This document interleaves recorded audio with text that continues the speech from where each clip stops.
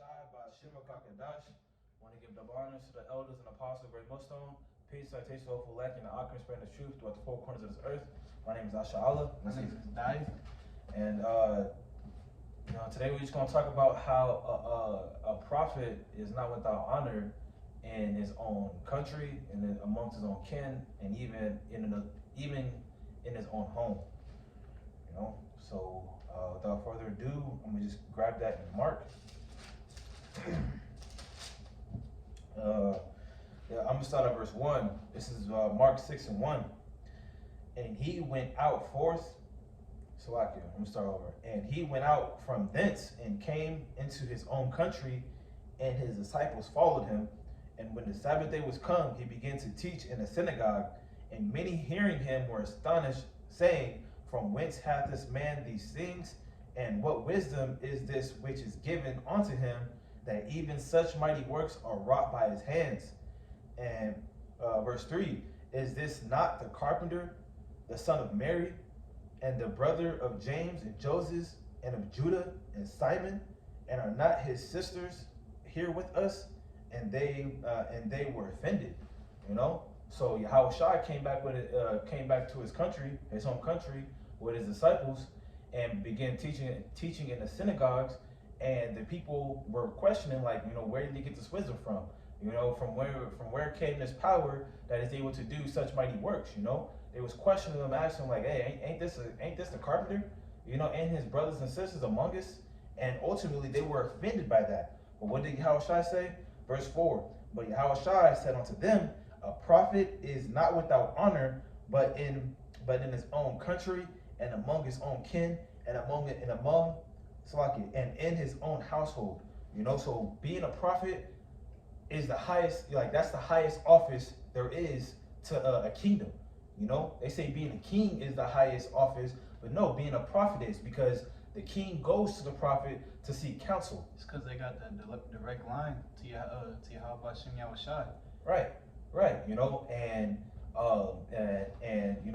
In verse 4, Yahushua said, a prophet is not without honor, but in his own country, among his own kin, and in his own house. So among his own people, among his own family, and amongst his own country, a prophet does not receive that honor.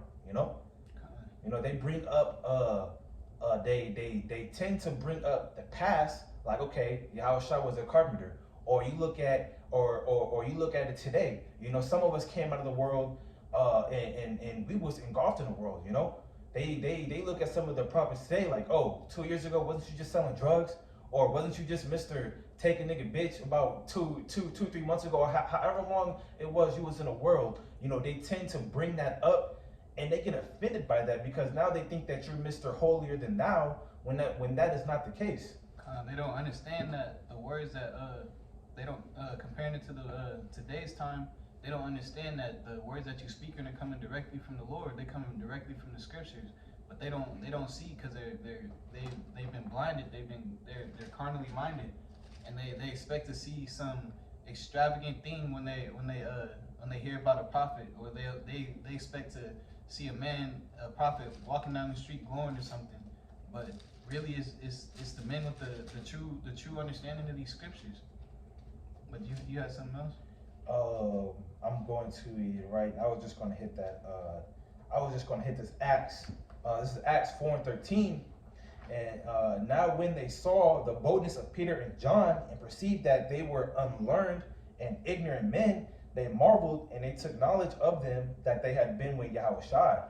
And they had perceived that Peter and John were unlearned.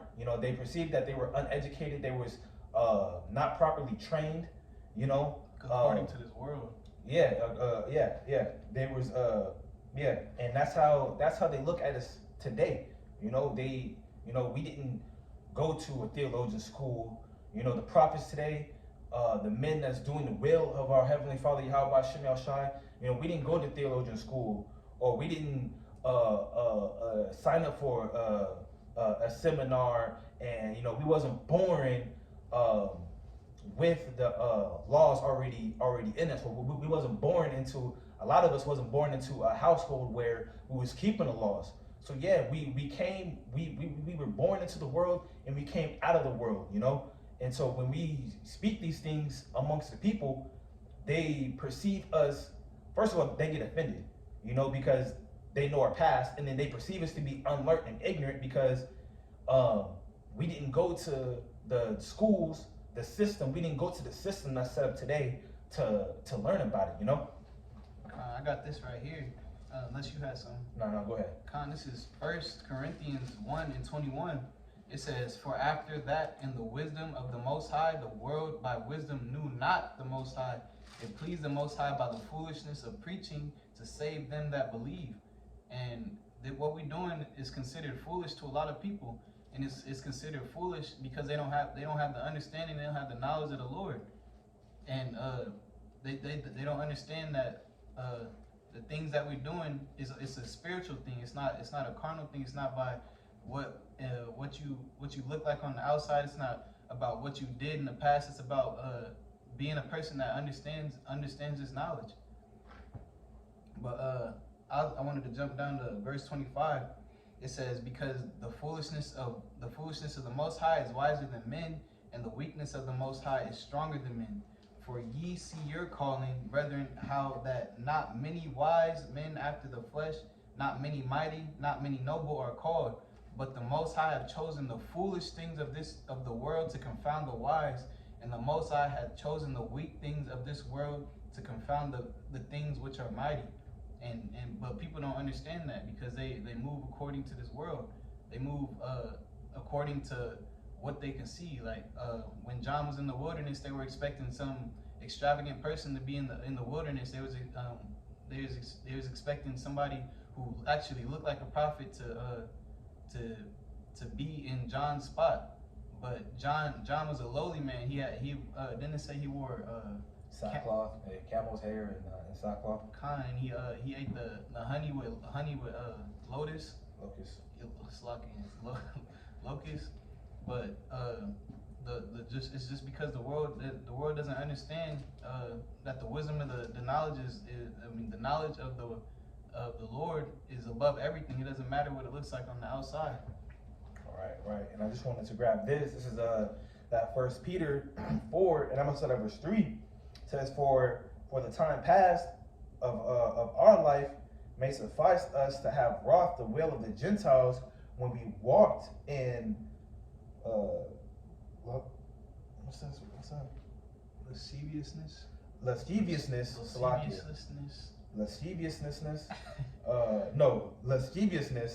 lust, excess of wine, revelings, banquetings, and abominable idolatries, wherein they think it strange that ye run not with them to the same excess of riot, speaking evil of you. So yeah, these people, they think, because I mean, in our times past, when we lived in this world, we walked in our lusts, we walked in excess of wines, the abominable idolatries, and when we remove ourselves from that, when we come into the grace of Yahweh Shem Yahushai and we do the will of Yahweh Shem Yahushai, we run not with those. We run not with the same people that's in the world, and they start speaking evil of. They get offended at us, They start looking at us crazy, And then when we come and proclaim the grace that Yahweh Shem Yahushai has for our people, they, like I said, they look at us crazy. They start getting offended. Like, hey, wasn't you just doing that a year ago? Or hey, I didn't raise you this way. Or you don't celebrate birthdays, or you don't celebrate the holidays. I didn't raise you that way. Family coming up against you and saying all types of blasphemies against you. Because at the end of the day, they don't understand how the Most High works. I had this John 1:5. It says, "And the light shineth in the darkness, and the darkness comprehended not." And that light, signifies His knowledge. It signifies the knowledge of the Lord. But this it's like oil and water when it comes to these people. These people like to dwell in what they think this world is about. When really The scriptures is what this how this world really works, and the scriptures show how everything really comes together. But people just don't understand that, and that I'm saying that in terms of they don't understand that they need to follow the Lord and follow His ways, and they don't understand what men the men are what manner of men the Lord's working with. Right. This is Proverbs 8:13.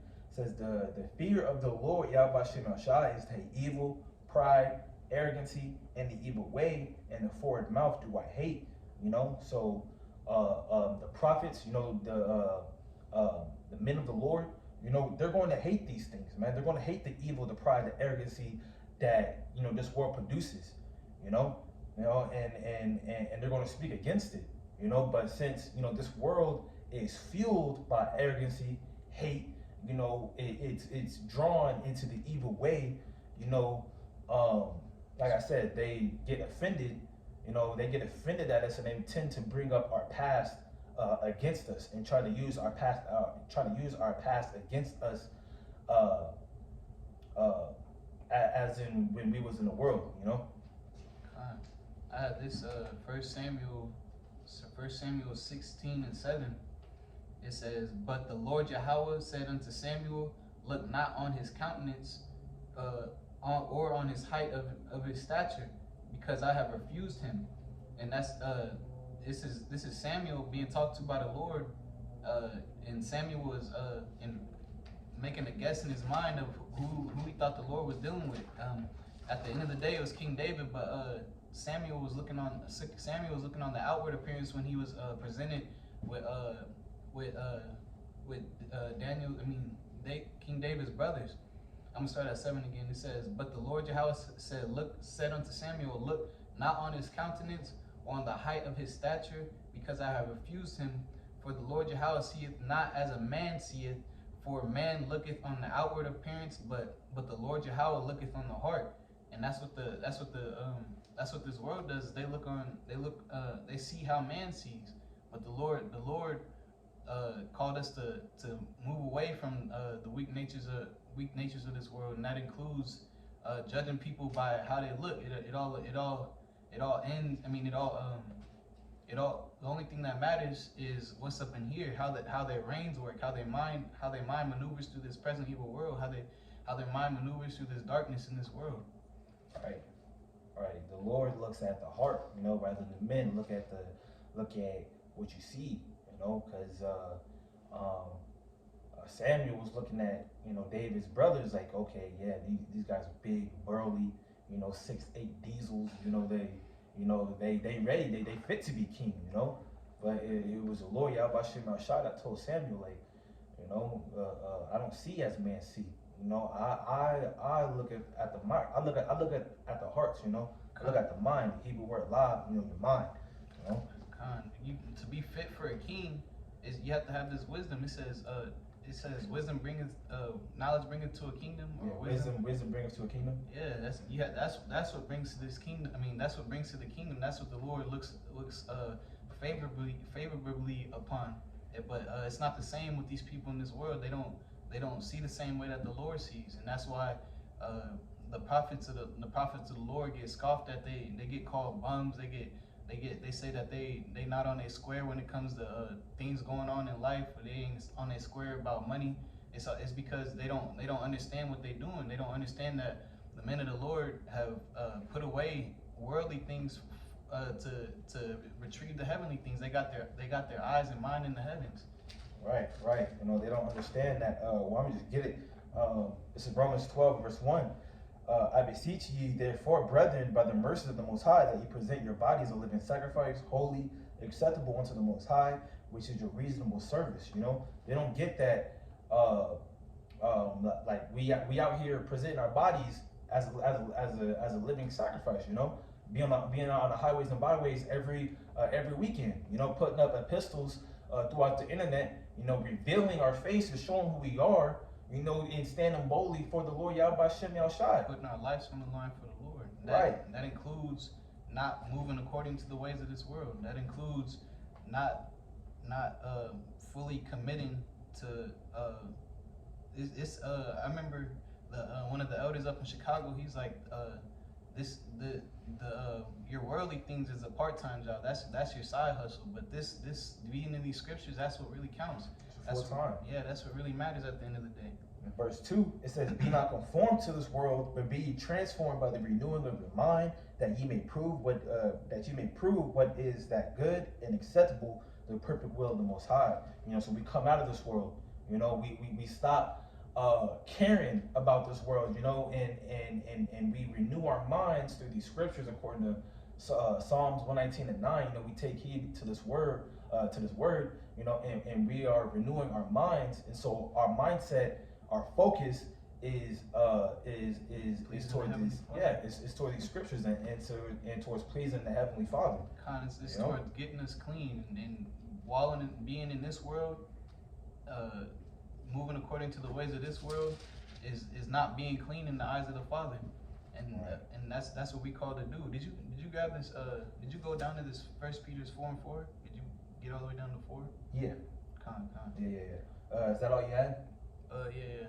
Okay, well, I just want to go over this point again. A prophet, verse 4 of Mark 6:4, but Yahweh Shai said unto them, a prophet is not without honor, but in his own country and among his own kin and among his own house.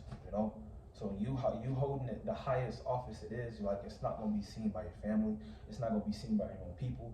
It's not going to be noticed or none of that, man.